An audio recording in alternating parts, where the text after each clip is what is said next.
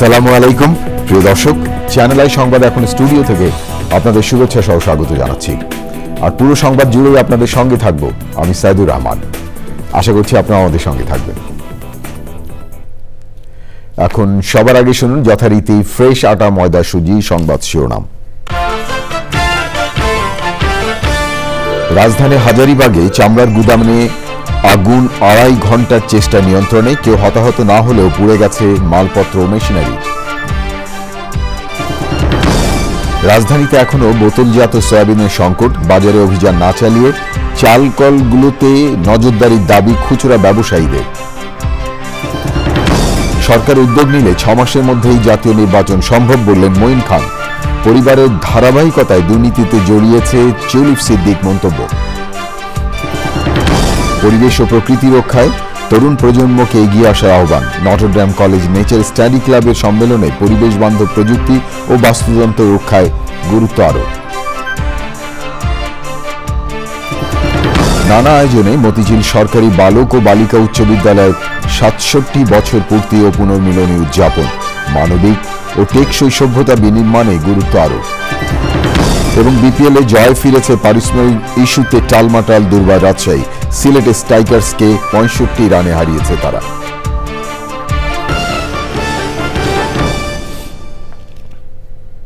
প্রিয় দর্শক, এছাড়াও নিটোল টাটা বিশেষ সংবাদে যা থাকছে।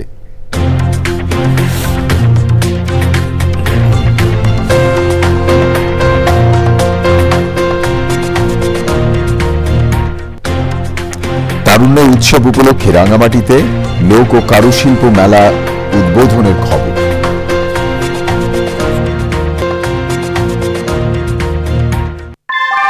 অনেকদিন থেকে আমার ইচ্ছা ছিল যে গিটার শিখবো। আমি যেহেতু স্টুডেন্ট, একবারে এতগুলো টাকাও ম্যানেজ করা সম্ভব হবে না। জানতে পারলাম বাবার মাধ্যমে যে বিকাশে সেভিংস করা যায়। এটা সবথেকে ভালো লাগে যে কম অ্যামাউন্ট দিয়ে করা যায়। ক্যাশ আউট করতে গেলে কোনো চার্জ লাগে না। বিকাশ অ্যাপে ডিপিএস টাকা জমায় সারা দেশ। ধন্যবাদ প্রিয় দর্শক আমাদের সাথে যোগ দেওয়ার জন্য। এতক্ষণ সংবাদ শিরোনাম শুনলেন, চলুন যাওয়া যাক পুরো খবরে। আর এখনকার এই সংবাদ আয়োজন একই সঙ্গে চ্যানেল আই ইউটিউব চ্যানেলে এবং চ্যানেল আই ওটিটি প্ল্যাটফর্ম আইস্ক্রিনে লাইভ স্ট্রিম হচ্ছে। রাজধানী হাজারীবাগে চামড়ার গুদামের আগুন 2.5 ঘন্টা চেষ্টার পর নিয়ন্ত্রণে আনে ফায়ার সার্ভিস। আগুনে কেউ হতাহত না হলেও গুদামের জুতার আইটেম ও মেশিনারি পুড়ে গেছে বলে জানিয়েছেন ক্ষতিগ্রস্ত ব্যবসায়ীদের কয়েকজন। তবে আগুনের সূত্রপাত ও ক্ষয়ক্ষতি সম্পর্কে তাৎক্ষণিকভাবে কিছু জানাতে পারেনি ফায়ার সার্ভিস। রিপোর্টে আরও জানাচ্ছেন পরাগ আজিম। হাজারীবাগ কাঁচাবাজারের কাছে ফিনিক্স লেদার কমপ্লেক্সের 5 তলায় আগুন লাগে দুপুর 2:15টার দিকে। ক্রমে সেই আগুন 6 ও 7 তলা পর্যন্ত বিস্তৃত হয়। খবর পেয়ে ফায়ার সার্ভিসের 11টি ইউনিট ঘটনাস্থলে এসে কাজ শুরু করে। তবে কিছু অসুবিধার কারণে সবগুলো ইউনিট কাজ করতে পারেনি। ফায়ার সার্ভিসের সাথে যোগ দেয় সেনাবাহিনী, বিজিবি, পুলিশ ও র্যাব। সবার সম্মিলিত চেষ্টায় আগুন নিয়ন্ত্রণে আসে 2.5 ঘন্টা পর। আমাদের যেই শক্তিমাত্রা এটা কিন্তু আমরা সম্পূর্ণ দেখাতে পারি নাই। কাজ করতে পেরেছি বেসিক্যালি 8 থেকে 9টা ইউনিট। প্রথম থেকে যদি কাজ করতে পারতো তাহলে হয়তো আরও কম সময় লাগতো। তবে আমাদের একটু বলবো যে এটা বিস্তার লাভ করে নাই, এটা আমাদের সবথেকে বড় সফলতা। এবং এখানে বিভিন্ন ভাগে ভাগে রুমগুলোকে বিভিন্ন কম্বাসেবল আইটেম দিয়ে, মানে উচ্চ দাহ্য পদার্থের বিভিন্ন কিছু স্টোর এবং ভাগ ভাগ করা হয়েছে, যেটা অতি সহজেই বেলে ফ্লাশ ওভার হয়ে উপরের দিকে উঠে যায়। কোনো নিহত এবং আহতর কোনো সংবাদ আমরা এখন পর্যন্ত পাইনি। তবে আশা করছি যে এরকম কিছু হয়নি। তদন্ত সাপেক্ষে ফাইনালি আমরা টোটাল কি ক্ষতি হয়েছে এটা বলতে পারবো। আগুনে অনেক ক্ষতির দাবি করেছেন কমপ্লেক্সের বিভিন্ন দোকানের মালিক পক্ষ। তো শু ম্যাটেরিয়ালস ছিল, শিশির ফুটওয়্যার, তো ওর কিছু এখনো মানে প্যাকেট থেকেই আমরা খুলতে পারিনি। পরশু রাতে এসছে, তো তার মধ্যে আজকে ফ্রাইডে কিছু আমাদের ডেলিভারি দেওয়ার কথা ছিল, সব শেষ। মানে আমরা সব কিছু গুছায় রাখছি, এখনো ডেলিভারিও দিতে পারিনি। আগুন লাগা ভবনটি অনেক পুরনো বলে জানিয়েছে ফায়ার সার্ভিস। ভবনে অগ্নি নির্বাপন ব্যবস্থা নাজুক বলেও জানিয়েছেন তারা। আজিম, চ্যানেল আই, ঢাকা। রাজধানী বাজারে বোতলজাত সয়াবিনের সংকট কাটেনি। নতুন করে দাম বাড়ানোর আশঙ্কা করছেন খুচরা বিক্রেতারা। শীতকালীন সবজির বাজারে স্বস্তি মিললেও অস্বস্তি চালের বাজারে। শুধু খুচরা বাজারে অভিযান না চালিয়ে চালের মিলগুলোতে নজরদারি করার দাবি জানিয়েছে খুচরা ব্যবসায়ীরা। বাড়ছে সব ধরনের মাছ এবং মুরগির দাম। প্রিয় দর্শক, দেখুন নাজিব বেগের রিপোর্টটি। আমনের ভরা মৌসুমে পুরোদমে বাজারে আসছে নতুন ধানের চাল। এ সময়ে চালের দাম কম থাকার কথা থাকলেও প্রায় সব ধরনের চালের দাম বেড়ে চলেছে। মিনিকেট 80 এবং নাদির শাইল চাল বিক্রি হচ্ছে 80 থেকে 90 টাকায়। বাড়তি বিয়ার 28 চালের দামও। এক মাস আগে যে মিনিকেট কিনতাম 68-70, এখন মোকামি কিন্তু আপনার 78-76, আমক ব্যস্ত হয় 80 টাকা। আর নাদির শাইলও প্রায় সেম এরকমই দাম। তো এই দামটা মানে একদম এটা আপনার মিল মালিকরা সিন্ডিকেটটা করতেছে। দাম বেশি, আমাদের ক্রয় ক্ষমতা বাইরে চলে যাচ্ছে, যেটা ইনকাম আছে তার চেয়ে বেশি হয়ে যাচ্ছে। গত 9 ডিসেম্বর সয়াবিনের দাম কেজি প্রতি 8 টাকা বাড়ানো হলেও রাজধানীতে পুরোপুরি স্বাভাবিক হয়নি বোতলজাত সয়াবিনের বাজার। বিক্রেতারা বলছেন নতুন করে দাম বেড়ে যাওয়ার আশঙ্কা করছেন তারা। এটা মনে হয় যত সম্ভব আগামী আরো কিছু দাম বাড়ার লাগে আটকে রাখছে মালগুলা। কোম্পানির যদি 5 কার্টুন অর্ডার দেয় 1 কার্টুন তো আমাদের 1 ঘন্টার মধ্যে শেষ হয়ে যায়। মাছের বাজারও চড়া, বেড়েছে ইলিশ সহ বেশিরভাগ মাছের দাম। 50 টাকা কেজিতে 60 টাকা কেজিতে বাড়তি কারণ হলো বাড়ার কারণ হয়েছে বিলনসলের মাছ মনে করে এখন পাওয়া যাইতেছে না। গরুর মাংসের দাম নতুন করে না বাড়লেও ঊর্ধ্বমুখী মুরগির দাম। গত 1-1.5 মাস আগে যে মুরগি 300 ছিল 290 ছিল, এখন সেটা 40-50। টমেটো, গাজর সহ শীতকালীন বেশ কিছু সবজির দাম কমেছে। বেড়েছে পটল ও বরবটির দাম, খানিকটা বেড়েছে দেশি পেঁয়াজের দামও। নাজিব বেগ, চ্যানেল আই, ঢাকা। বিএনপির মহাসচিব মির্জা ফখরুল ইসলাম আলমগীর বলেছেন, তরুণ প্রজন্ম এখন অনেক বেশি প্রযুক্তির সাথে সম্পৃক্ত এবং তারা অনেক বেশি জানে। তবে এই জানার কখনো শেষ নেই। এ কারণে তরুণ প্রজন্মকে লেখাপড়ার দিকেই সবচেয়ে বেশি গুরুত্ব দিতে হবে। শুক্রবার বিকেলে মুন্সিগঞ্জের সিরাজদি খান উপজেলার একটি রিসোর্টে ঢাকা কলেজের রিইউনিয়নে সাংবাদিকদের সাথে আলাপকালে একথা বলেন মির্জা ফখরুল। অনুষ্ঠানে ঢাকা কলেজের সাবেক ভিপি, রিইউনিয়ন পরিচালনা কমিটির আহ্বায়ক মীর শরফত আলী সপুর সভাপতিত্বে আরও ছিলেন স্বরাষ্ট্র উপদেষ্টা জাহাঙ্গীর আলম চৌধুরী এবং বাংলাদেশ ব্যাংকের গভর্নর আহসান এইচ মনসুর।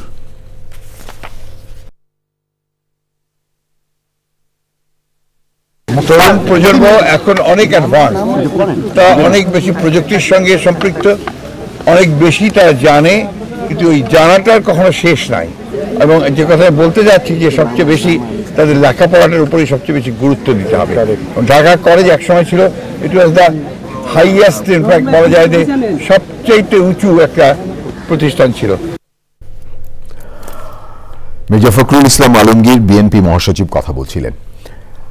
পরিবেশ, বন এবং জলবায়ু পরিবর্তন উপদেষ্টা সৈয়দা রেজওয়ানা হাসান বলেছেন, পরিবেশ এবং প্রকৃতি রক্ষায় তরুণ প্রজন্মকেই এগিয়ে আসতে হবে। নটরডেম কলেজে নেচার স্টাডি ক্লাবের 15তম জাতীয় প্রকৃতি সম্মেলন এবং শিশুদের 3য় প্রকৃতি সম্মেলনের উদ্বোধনীতে পরিবেশ বান্ধব প্রযুক্তি এবং জীবনাচার নিশ্চিত এবং বাস্তুতন্ত্র রক্ষায় জোর দেন বক্তারা। জীববৈচিত্র্য এবং পরিবেশ সংরক্ষণে দীর্ঘদিনের নিরবচ্ছিন্ন কার্যক্রমের স্বীকৃতি স্বরূপ আজ জীবন সম্মাননায় ভূষিত হয়েছেন প্রকৃতি বন্ধু বীর মুক্তিযোদ্ধা মুকিত মজুমদার বাবু। প্রিয় দর্শক, দেখুন সহকর্মী আলিম আল্লাহজির রিপোর্টটি। অর্ধশতাধিক প্রতিষ্ঠানের 1200 শিক্ষার্থী, চিত্রাঙ্কন, গ্রিন ইভেন্ট, গ্রিন ডিবেট কিংবা পরিবেশ বান্ধব প্রযুক্তি ও উদ্ভাবনের প্রদর্শনী। 15তম জাতীয় প্রকৃতি সম্মেলনের শুরুর দিনে উৎসবের আমেজে নটরডেম কলেজ ক্যাম্পাস। ভবিষ্যৎ নাগরিক শিক্ষার্থীরা দিচ্ছেন সচেতনতা ও পরিবর্তনের বার্তা। হাইড্রোপনিক্স অ্যান্ড অ্যাকোয়াপনিক্স, এটাতে হচ্ছে গিয়ে আমাদের সয়েলও লাগবে না, ইফিশিয়েন্ট ওয়াটার ইউজফুলি ইউজ হবে। ইভেন কি আমরা হচ্ছে গিয়ে মানে একটা প্রসেস দিয়ে 2-3টা হচ্ছে গিয়ে কাল্টিভেশন একসাথে করতে পারবো। উইন্ড মিলটি আমাদের বাংলাদেশে ইউজ করলে আমাদের হাইওয়েজের এক্সট্রা যে খরচগুলো লাগবে না। প্লাস্টিকের জায়গায় অন্য কিছু আবিষ্কার করা, প্লাস্টিকের আমরা খারাপ দিকগুলি বর্জন করে কিভাবে প্লাস্টিক আবার ভালো দিকেও আমরা ইউজ করতে পারি। মানুষ সচেতন হতে পারে যে সাউন্ড পলিউশন অ্যাকচুয়ালি কি জিনিস দিয়ে ঘটে আর এগুলো আমাদের কমাতে পারে। প্রতিনিয়ত দখল দূষণে ধুঁকতে থাকা ধরিত্রী রক্ষায় দীর্ঘমেয়াদী উদ্যোগে গুরুত্বারোপ করেছেন বক্তারা।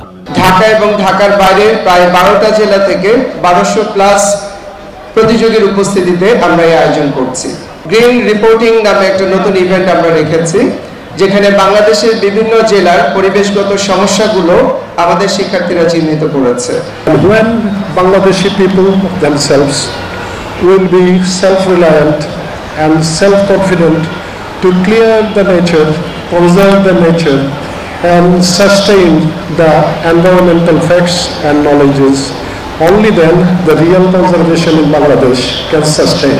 আমরা বসেছি শিক্ষার্থীদের সাথে, বসেছি শিক্ষকদের সাথে, কিভাবে আমরা আমাদের এই পরিবেশের প্রতি আমাদের ভালোবাসা জন্মাতে পারি আমাদের শিক্ষার্থীদের মধ্যে, কিভাবে আমাদের যে ক্যাম্পাস আছে এই ক্যাম্পাসটা কিভাবে আমরা আরো সেই প্রকৃতি বান্ধব করতে পারি।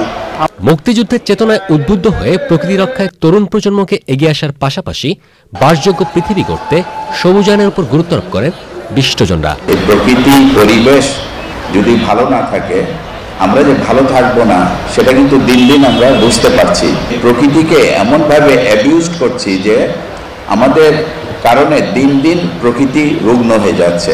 সুতরাং পরিবেশ প্রকৃতিকে ভালো রাখতে হলেও কিন্তু আমাদের এক হতে হবে, একসাথে হাতে হাত মেলাতে হবে, তাহলেই কিন্তু আমরা একটা ভালো কিছু অর্জন করতে পারবো। যারা তরুণ তরুণী তারা এদের পক্ষেই কিন্তু সবসময় নানা পরিবর্তন ঘটেছে এবং এই তরুণ সমাজ যখন এগিয়ে আসবে তখনই কিন্তু আমাদের এই দেশটা ভালো থাকবে এবং আমরা ভালো থাকবো। আসুন আমাদের আজকে এই অনুষ্ঠানে একটি অঙ্গীকার আমরা করি যে আমরা আমাদের যার যতটুকু ক্ষমতা আছে সেইটুকুর সাথে মমতা মিশিয়ে আমরা যেন এগিয়ে আসি। Today we don't have rivers that give potable water to our children, and this is all result of the wrongdoings that we all have done, our generation has done. We have to protect our air, we have to protect our soil, we have to protect our water. Any development that does not protect the soil that gives us food, the water that we have to drink every day, the air that we have to breathe every second is not a development. জীববৈচিত্র্য ও পরিবেশ সংরক্ষণে মুকিত মজুমদার বাবু ছাড়াও আজীবন সম্মাননায় ভূষিত হয়েছেন মিজানুর রহমান ভূঁইয়া এবং doctor father হেমন্ত Piyush Rosario. আয়োজনের সহযোগী পরিবেশ অধিদপ্তর, IUCN, বন অধিদপ্তর এবং প্রকৃতি ও জীবন ফাউন্ডেশন সহ 12টি প্রতিষ্ঠান। সম্মেলনের মিডিয়া পার্টনার চ্যানেল আই। আলিবল রাজি, চ্যানেল আই, ঢাকা। দিনব্যাপী আনন্দ, খুনসুটি, স্মৃতিচারণ সহ নানা আয়োজনে পালিত হয়েছে মতিঝিল সরকারি বালক ও বালিকা উচ্চ বিদ্যালয় 67 বছর পূর্তি ও পুনর্মিলনী। দুদিনের আয়োজনে যোগ দিয়ে স্মৃতিচারণ করেছেন দেশ বিদেশ থেকে আসা হাজারো প্রাক্তন শিক্ষার্থী। বিশ্বায়ন ও চতুর্থ শিল্প বিপ্লবে এই যুগে মানবিক এবং টেকসই সভ্যতা বিনির্মাণের গুরুত্ব আরোপ করেন তারা। রিপোর্টে দেখুন সৈয়দ অদিতের। স্কুলের পূর্তি যেমন 67 বছর, তেমনি প্রাক্তন অনেক শিক্ষার্থী পেরিয়েছেন 60-এর গণ্ডি। পরন্ত বেলায় কৈশোরের দুরন্ত দিনের স্মৃতি বিস্মৃতির দোলাচলে পুরো ক্যাম্পাস যেন স্মৃতির বর্ণিল ক্যানভাস।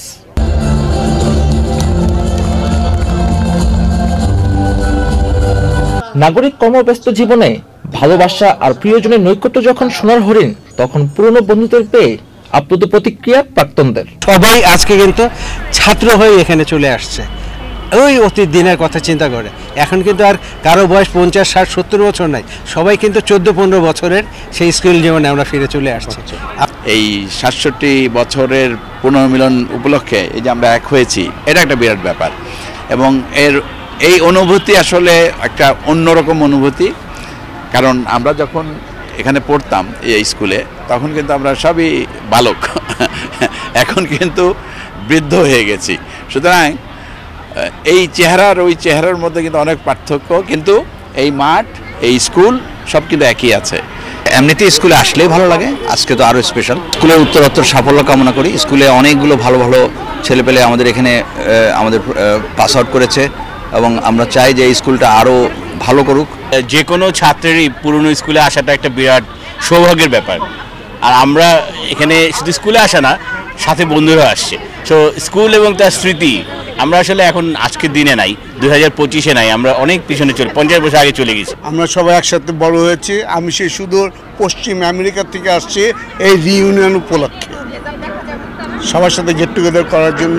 আমি চাই আগামী ভবিষ্যতে আমাদের ছেলেপিলেরা আরও বড় হোক এবং তারা স্কুলটাকে আরও সম্মানের দিকে নিয়ে যাক। তবে স্কুল জীবনের বন্ধুত্বের কাছে বয়স যখন হার মানে তখন আরেকবার দারুণের স্বাদ ফিরে পাওয়ার আকুতি জানান দেয় সম্প্রীতি ও মানবিক বিশ্ব বিনির্মাণের প্রয়োজনীয়তা।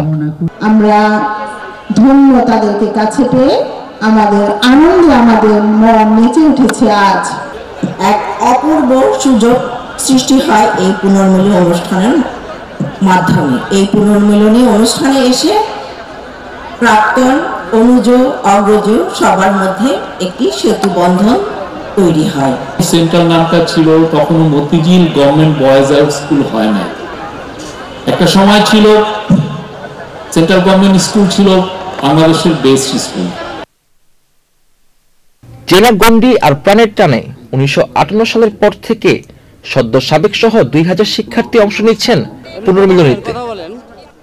সৈয়দ অদিত, চ্যানেল আই, ঢাকা।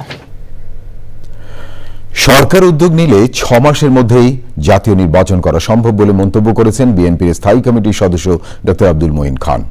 শুক্রবার শহীদ রাষ্ট্রপতি জিয়াউর রহমানের কবরে শ্রদ্ধা নিবেদন শেষে তিনি কথা বলেন। আরেক কর্মসূচিতে দলের যুগ্ম মহাসচিব রুহুল কবির রিজভী বলেছেন, দুর্নীতিমুক্ত দেশে বেড়ে উঠলেও টিউলিপ সিদ্দিক পরিবারের ধারাবাহিকতায় দুর্নীতিতে জড়িয়েছেন। বিস্তারিত মইনুল হাসানের রিপোর্টে। রাজধানীর কৃষিবিদ ইনস্টিটিউশন বাংলাদেশ কেআইবিতে এগ্রিকালচারিস্টস অ্যাসোসিয়েশন অব বাংলাদেশ অ্যাপ আয়োজিত এটিএম খালেদ বীর প্রতীকের 45তম শাহাদাত বার্ষিকী উপলক্ষে আলোচনা সভায় প্রধান অতিথি ছিলেন রুহুল কবির রিজভী। এ সময় শেখ হাসিনার তীব্র সমালোচনা করে বিএনপির এই নেতা বলেন, উন্নয়নের কথা বলে বিদেশে টাকা পাচার করেছেন শেখ হাসিনা।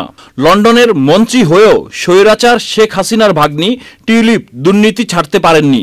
আপনি যে উন্নয়ন করেছেন কি বাপের বাড়ির টাকা দিয়ে আপনি হাজার হাজার কোটি টাকা, হাজার হাজার কোটি ডলার, লাখ লাখ কোটি ডলার আপনি বিদেশ থেকে নিয়ে এসছেন, নাম কয়েকটা লোক দেখানো উন্নয়নের নামে আপনি যে টাকা পাচার করেছেন সেটা তো বলেননি কেন?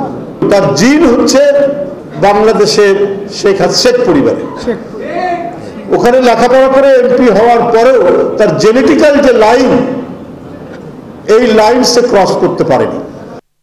এক দশকের পর দেশে ফিরে আসা ফ্লোরিডার বিএনপি সভাপতিকে নিয়ে দলের প্রতিষ্ঠাতা শহীদ রাষ্ট্রপতি জিয়াউর রহমানের কবরে শ্রদ্ধা নিবেদন জানান ডক্টর মঈন খান।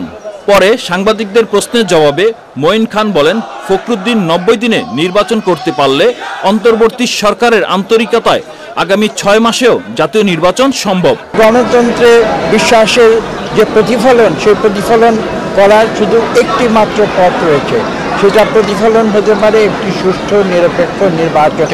3 মাসের মধ্যে 90 দিনের ভিতরে যদি একটি সুষ্ঠু নিরপেক্ষ নির্বাচন করা সম্ভব হয়ে থাকে, যে নির্বাচনটি ছিল বাংলাদেশে 53 বছরের ইতিহাসে সম্ভবত সর্বশ্রেষ্ঠ নির্বাচন, তাহলে আজকে কেন আগামী 6 মাসের মধ্যে নির্বাচন করা সম্ভব না? মানুষের বিশ্বাসের প্রতিফলনের প্রতিশ্রুতিতে অন্তর্বর্তী সরকারের অনেক দায়িত্ব, তবে তাদের মূল কাজ গণতন্ত্রের দিকে হাঁটাও বলে মন্তব্য করেন তিনি। Monirul Hasan, channel I, Dhaka. ইসলামী আন্দোলন বাংলাদেশের আমির চরমোনায়ের পীর মুফতি সৈয়দ ফজলুল করিম বলেছেন, নির্বাচনে আগে সংস্কার করতে হবে। সংস্কার বাদ দিয়ে নির্বাচন করা হলে তা ব্যর্থ হবে বলে দাবি করেন তিনি। রাজধানীর সৌহার্দী উদ্যানে ইসলামী যুব আন্দোলন বাংলাদেশের যুব কনভেনশন অনুষ্ঠানে প্রধান অতিথির বক্তৃতায় একথা বলেন তিনি। সংগঠনের কেন্দ্রীয় সভাপতি মোহাম্মদ নেসার উদ্দিনের সভাপতিত্বে কনভেনশনে জাতীয় ও কেন্দ্রীয় নেতৃবৃন্দ বক্তব্য রাখেন। এর আগে পল্টন থেকে শোভাযাত্রা নিয়ে অনুষ্ঠান স্থলে আসেন যুব আন্দোলনের নেতাকর্মী সমর্থকরা। সেখানে পথসভায় বক্তব্য রাখেন যুব কনভেনশনের মহানগর নেতারা। এই মায়ের কোল খালি করার রাজনীতি বাংলার মানুষ আর দেখতে চায় না। বাংলাদেশের টাকা বিদেশে পাচার করবে, বিদেশে বেগমপাড়া তৈরি করবে, এটার বাংলার জনগণ, ছাত্র জনতা দেখতে চায় না। এর পরিবর্তন আমাদেরকেই করতে হবে। এই পরিবর্তনের জন্যই যদি আবার প্রয়োজন হয় আমরা আবার রক্ত দেব। প্রিয় দর্শক, এবারে বিপিএল আপডেট। এসো দেশ বদলাই, পৃথিবী বদলাই,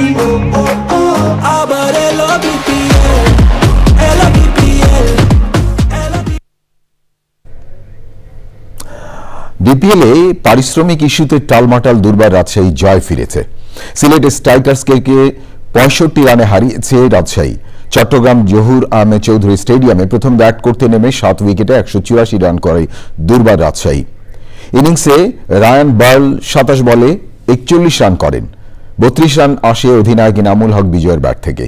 জবাবে ব্যাট করে 100 রান তোলার আগেই 6 উইকেট হারিয়ে দিশেহারা হয়ে পড়ে সিলেটের স্ট্রাইকার্স। শেষ পর্যন্ত 17 ওভার 3 বলে 119 রানে থামে সিলেটের ইনিংস। 7 ম্যাচে 3 জয়, পয়েন্ট তালিকায় 4-এ আছে রাজশাহী। আমার হাতে আরো খবর আছে প্রিয় দর্শক, দেখতে থাকুন চ্যানেল আই সংবাদ। বিরতির পর ফিরে এলাম আমি সাইদুর রহমান। ধন্যবাদ প্রিয় দর্শক আবারও চ্যানেল আই সংবাদে যোগ দেওয়ার জন্য। আগের চেয়ে হুন্ডি কমে আসায় গত বছর প্রবাসী আয় $27 বিলিয়ন উন্নীত হয়েছে বলে মনে করছেন বিশ্লেষকরা। এই ধারা অব্যাহত রাখতে বিদেশে দক্ষ এবং বিশেষজ্ঞ শ্রমশক্তি পাঠানোর কথা বলছেন তারা। সরকার নতুন শ্রমবাজার খোলার পাশাপাশি বৈধ অভিবাসন বাড়ালে চলতি বছর $30 থেকে $35 বিলিয়ন প্রবাসী আয় সম্ভব বলে মনে করেন অভিবাসন বিশেষজ্ঞরা। প্রিয় দর্শক দেখুন নাজিব বেগের রিপোর্টটি। জনশক্তি কর্মসংস্থান ও প্রশিক্ষণ ব্যুরোর তথ্য মতে 2024 সালে বিদেশে গেছেন 10,11,856 কর্মী। 2023 সালে সংখ্যা ছিল 13,05,000 আর 2022-এ পাঠানো হয়েছিল 11,35,000 কর্মীকে। তবে সবকিছু ছাপিয়ে আগের বছরের চেয়ে 23% প্রবৃদ্ধি অর্জন করে 2024 সালে আয় হয় প্রায় $27 বিলিয়ন। আগের 2 বছরে প্রায় 20 লাখের মতো গেছেন, তাদের টাকাটাও তো এখানে এসে যোগ হয়েছে। সুতরাং 2024-এ যে সবচেয়ে বেশি আসলো এটার কয়েকটা কারণ আছে। একটা হলো যে গত কয়েক বছরে যে অনেকে গেলেন, 3 বছরে 30 লাখ গেলেন, সেটার একটা প্রতিফলন আমরা দেখি। পতিত আওয়ামী সরকারের যে শেষের দিকেও প্রচুর পরিমাণে অর্থ পাচার হয়েছিল, সে অর্থ পাচারকৃত সেটা বন্ধ হয়ে গিয়েছিল, কমে গিয়েছিল। অন্যদিকে আমাদের যারা অভিবাসী কর্মীরা বা প্রবাসীরা তারা কিন্তু বৈধ পথে টাকা পাঠানো তারা শুরু করেছিল। এটি একটি বড় কারণ ছিল যে আমাদের এই $27 বিলিয়ন উপার্জন হওয়ার। প্রবাসী আয়ের ধারা অব্যাহত রাখার বিষয়ে বেশ কিছু চ্যালেঞ্জ রয়েছে। 2024-এ যে শ্রমশক্তি রপ্তানি হয়েছে তার 90%ই পাঠানো হয় মাত্র 6টি দেশে। বিদেশে শ্রমবাজার বাড়াতে সরকার সহ সংশ্লিষ্ট সবার কার্যকর ভূমিকা রাখার পরামর্শ বিশেষজ্ঞদের। মাথাপিছু যে রেমিটেন্সটা আমাদের আসে এটা কিন্তু ভারত, চীন, ফিলিপাইন্স, শ্রীলঙ্কা থেকে বেশ কম। সুতরাং যদি দক্ষ শ্রমিক আমরা আরো পাঠাতে পারি তাহলে এই রেমিটেন্সের প্রবাহটা আরো অনেক বেশি হবে। রিক্রুটিং এজেন্সিগুলোকে আস্থায় নিয়ে তাদের সাথে যৌথভাবে আমাদের নতুন শ্রমবাজার খোলা, আমাদেরকে পুরাতন ট্রেডিশনাল শ্রমবাজারগুলিকে কীভাবে আমরা পুনরায় চালু করতে পারি, একই সাথে কীভাবে ইথিক্যাল মাইগ্রেশনটাকে আমরা জোরদার করতে পারি, তাহলে কিন্তু আমরা মনে করি আমাদের যে রেমিটেন্সের যে চ্যালেঞ্জটা আমরা সবসময় বিগত সময় দেখেছি এবং এখন যে বাড়ার যে উল্লম্ফন দেখতে পাচ্ছি এটা কিন্তু আরও বেশি বৃদ্ধি পাবে। সরকারের পাশাপাশি বেসরকারি উদ্যোক্তাদের এ খাতে যুক্ত করার কথা বলছেন তারা। তবে কর্মীরা যেন বিদেশে গিয়ে কোনো সমস্যায় না পড়েন নজর বাড়াতে হবে সেদিকেও। নাজিব বেগ, চ্যানেল আই, ঢাকা। সরকারি বেসরকারি মেডিকেল কলেজে 2024-25 শিক্ষাবর্ষে MBBS ভর্তি পরীক্ষা শেষ হয়েছে। 19টি কেন্দ্রে একযোগে সকাল 10টায় পরীক্ষা শুরু হয়ে শেষ হয় 11টায়। দেশে মেডিকেল কলেজ রয়েছে 110টি। সরকারি 37টি এবং বেসরকারি 67টি মেডিকেল কলেজ ছাড়াও আর্ম ফোর্সেস মেডিকেল কলেজ এবং 5টি বেসরকারি আর্মি মেডিকেল কলেজ রয়েছে। এবার MBBS ভর্তি পরীক্ষায় অংশ নিতে মোট আবেদন জমা পড়েছে 1,35,261টি। কলেজগুলোতে মোট আসন রয়েছে 5,380টি। চলতি বছর আসন প্রতি লড়ছেন 25 শিক্ষার্থী।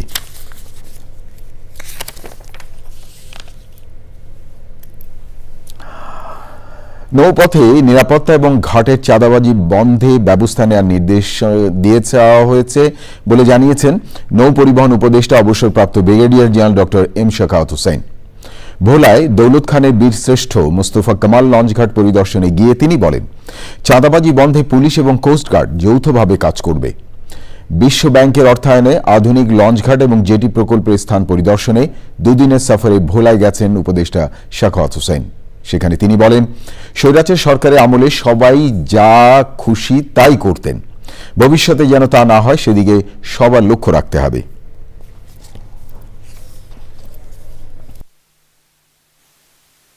আধুনিক ব্যবস্থাপনার সাথে যাত্রী ছাউনি থেকে শুরু করে লঞ্চ ভেড়ার মতো, লঞ্চ থেকে বা এখন তো স্টিমার নাই এখানে, লঞ্চে চলে বড় লঞ্চ ভেড়ার মতো, ঝড় বৃষ্টিতে বাদলে যাতে সিকিউরড প্ল্যাটফর্ম থাকে, লঞ্চ ভিড়তে থাকে, মানুষ প্রপারলি নামতে পারে, উঠতে পারে।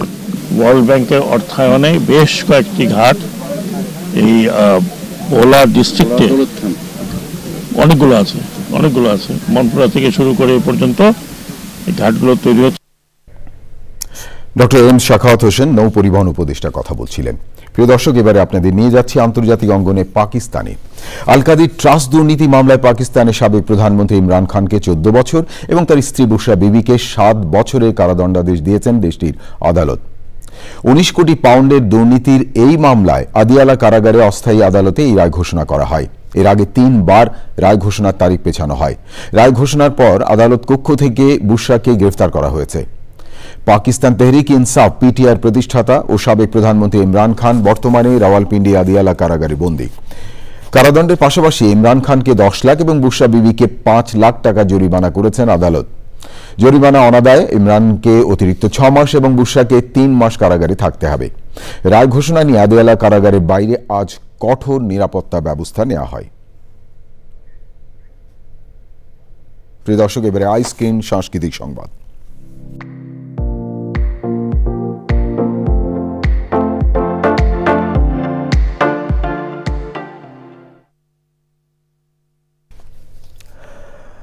নাট্যাচার্য সেলিম আলদিনের 18তম প্রয়াণ দিবস উপলক্ষে শিল্পকলা একাডেমির জাতীয় নাট্যশালায় ঢাকা থিয়েটার মঞ্চস্থ করেছেন নিমজ্জন নাটকটি। সেলিম আলদিনের রচনা ও নাসিরুদ্দিন ইউসুফের নির্দেশনায় নিমজ্জন নাটকটিতে অভিনয় করেছেন মিলু চৌধুরী, আসাদুজ্জামান আমান, সিরাজুল ইসলাম, জয়শ্রী মজুমদার লতা, ফাহমিদা কামাল ও অন্যরা।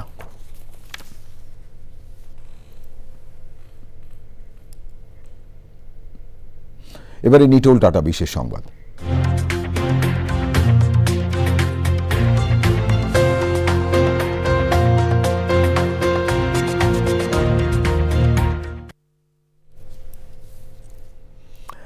তারুণ্যের উৎসব উপলক্ষে জেলা প্রশাসনের উদ্যোগে রাঙামাটিতে 10 দিনের লোক এবং কারুশিল্প মেলার শুরু হয়েছে।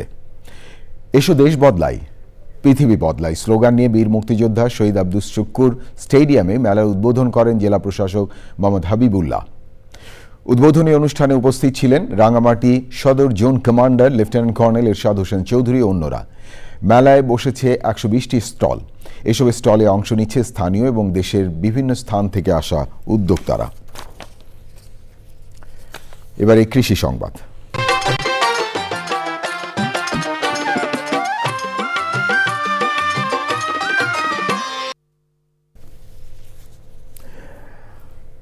এবছর বোরো বীজতলার ফলন নিয়ে খুশি খুলনার প্রান্তিক কৃষক। মৌসুমের শেষ দিকে তীব্র শীতে সামান্য ফলন কম হলেও সর্বোপরি বোরো বীজতলা নিয়ে খুশি তারা। ভালো ফলনের আশায় বীজতলা পলিথিন দিয়ে ঢাকা সহ নানা কৌশল ব্যবহার করে পাশাপাশি বীজতলায় ছত্রাকনাশক দেওয়ার পরামর্শ দিচ্ছে কৃষি বিভাগ। প্রিয় দর্শক, এবারে এই প্রকৃতি সংবাদ।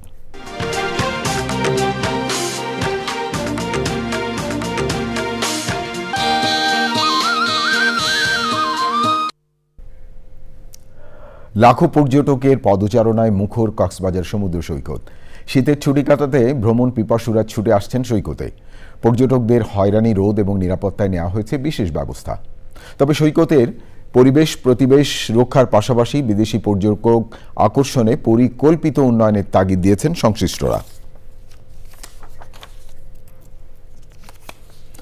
এবারে পূবালী ব্যাংক বাণিজ্য সংবাদ।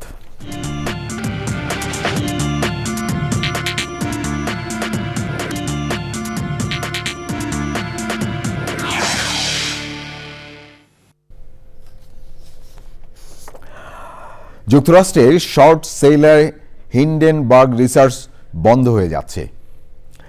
ডোনাল্ড ট্রাম্প যুক্তরাষ্ট্রের প্রেসিডেন্ট পদে বসার ঠিক আগে সংস্থা বন্ধ করে দেওয়ার ঘোষণা দিয়েছেন প্রতিষ্ঠাতা ন্যাথান অ্যান্ডারসন। হিন্ডেনবার্গ রিসার্চের কাজ ছিল বিভিন্ন ব্যবসায় অব্যবস্থাপনা এবং হিসাবের অনিয়মের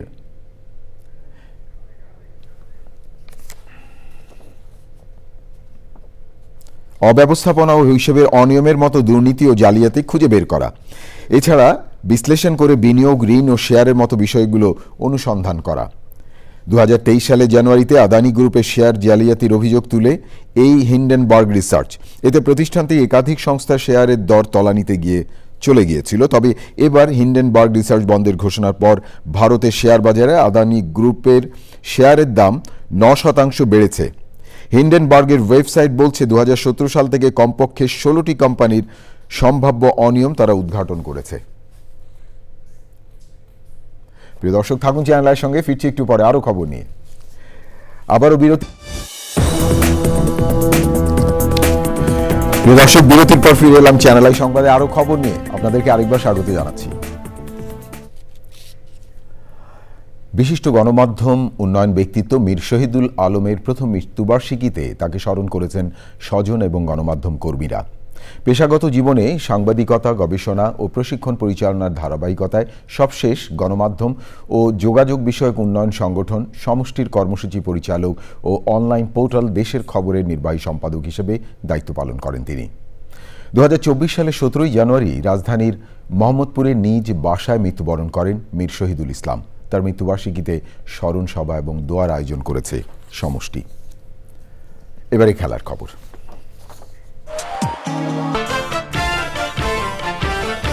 রাজধানী হাজারীবাগে চামড়ার গুদামের আগুন 2.5 ঘন্টার চেষ্টা নিয়ন্ত্রণে, কেউ হতাহত না হলেও পুড়ে গেছে মালপত্র ও মেশিনারি।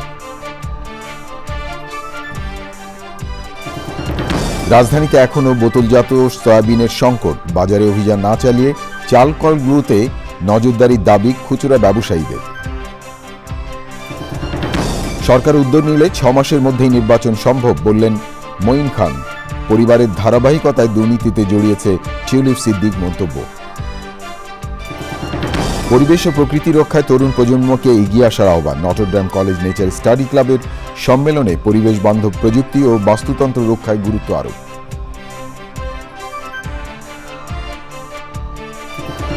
নানা আয়োজনে মতিঝিল সরকারি বালক ও বালিকা উচ্চ বিদ্যালয়ের 67 বছর পূর্তি ও পুনর্মিলনী উদযাপন, মানবিক ও টেকসই সভ্যতা বিনির্মাণে গুরুত্ব আরোপ। এবং বিপিএলে জয় ফিরেছে পারিশ্রমিক ইস্যুতে টালমাটাল দুর্বার রাজশাহী। সিলেটে স্ট্রাইকার্সকে 65 রানে হারিয়েছে তারা।